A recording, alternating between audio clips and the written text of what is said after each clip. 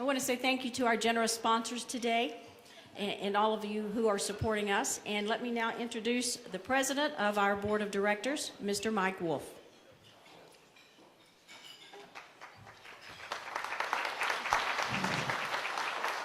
Thank you. I also would like to thank you for coming to this today. This is a project that's been near and dear to my heart for 30 some odd years. I've been in criminal justice. I'm actually going to do a double role today. I'm actually also going to be your MC. James Edson was supposed to be your MC. Many of y'all know James. He's our criminal district attorney. James is an eloquent attorney, argues many cases very successfully. I am not eloquent. I lose all my arguments. So please, please bear with me. And I'm also losing my sight. As Diane told you, our mission is to assist victims and survivors of violent crime and to work to prevent violence. This is a subject that is near and dear, like I said, to us. And with that, I'd like to introduce our board of directors that are here. These people give of their time, their effort, and they have a lot to do with what goes on with the Regional Crime Victims Crisis Center. First is Sergeant Lynn Beard of the Abilene Police Department. He is the secretary. Russell Guthrie, our treasurer. Brenda Polston. A little later, you'll meet Sheriff Les Bruce and Mark Zachary. I understand they're in the back getting all dolled up, so this should be really, really good. We have a couple, I almost forgot one of the most important board members we have, Shirley Glandon. Shirley wasn't at the board table. Actually, Shirley also does a lot of double duty. She is the board's fundraising chair, and she is one of the original committee members that brought this agency into being in 1977. Shirley tells me she is volunteer number 1. 32 years, folks. She deserves some applause.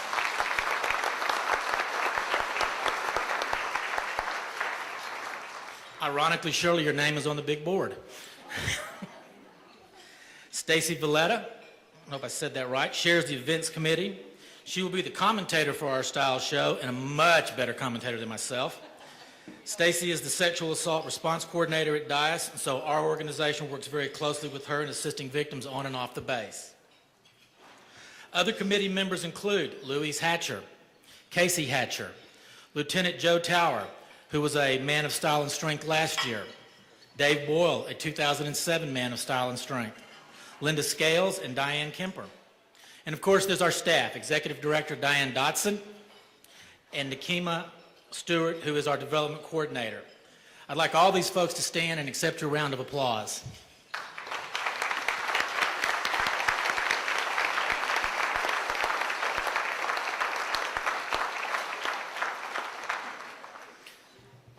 Now for the people that do the work day in and day out, and that's the Regional Crime Victims Crisis Center staff.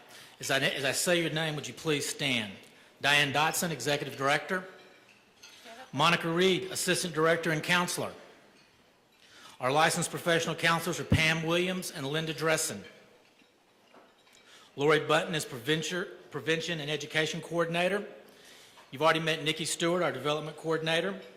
And Tyler Harrell is one of our volunteer victims advocate and has also been helping us in crisis counseling. And last but surely not least are the volunteers of this organization, a more dedicated group you will never meet. If you are a victims assistance volunteer, would you please stand, because we could not do the job without you. Shirley, are you the only one?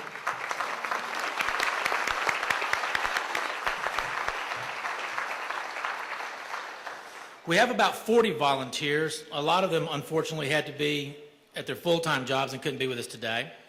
But these folks stand by 24/7 manning phones, going out at all hours of the night and day to assist victims of violence.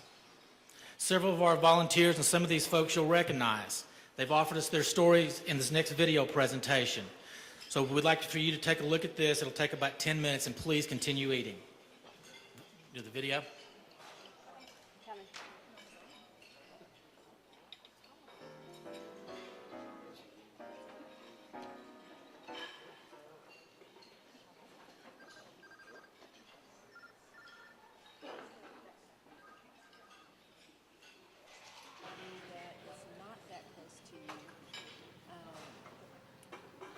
To be a sounding board, to be able to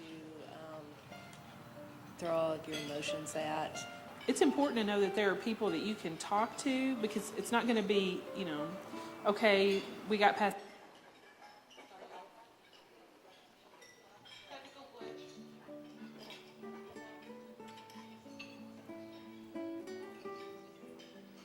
Assisting victims and survivors of violent crime and working to prevent violence. That's the mission of Regional Crime Victim Crisis Center. The agency began in 1976.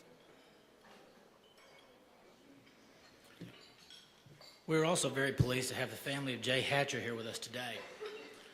We honor you as much as we honor Jay's memory. Jay was the interim president of the RCVCC board and died in a gas explosion in the year 2000. Jay was a skilled detective with the Abilene Police Department. He was also a passionate advocate for victims of violence, and he cared deeply about this agency and its work. We'd now like to watch a short video tribute to Jay, and then we'll hear from his brother, the Reverend Jeff Hatcher, pastor of the Wylie United Methodist Church. Detective Jay Hatcher's face often showed his conviction to finding the criminal behind the crime. Jeff, if you'd like to come up here.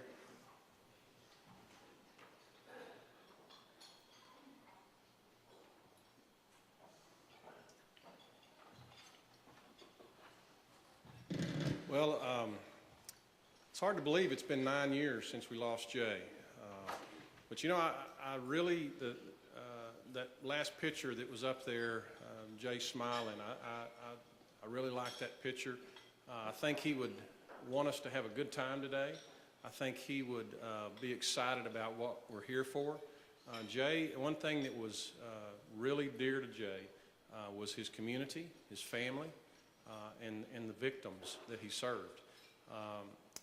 I just really believe that he cared. It was not just a job for Jay. He really cared about those people who had been harmed, and I think some of that was because, as I said, I believe last year, Jay and I were raised in such a loving home, and we saw what that meant to someone. We saw what having that sort of environment around you could mean to you, and I think Jay wanted that for those people who had been impacted by violent crime. So I think he would encourage us today to laugh and have fun, and I think he would be really honored that they, and as the family is, that they have named this award the Jay Hatcher Men of Strength and Style Award this year. What an honor that is to his legacy, and thank you from the family for coming.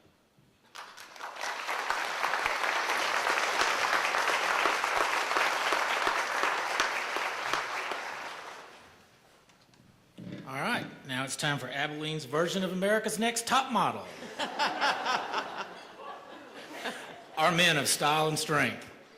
First of all, we'd like to thank JCPenney for providing these fashions. And at this point, I'll turn it over to our event chair, Stacy Valletta.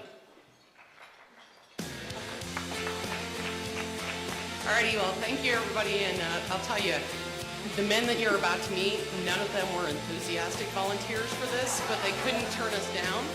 So give them a nice, warm welcome.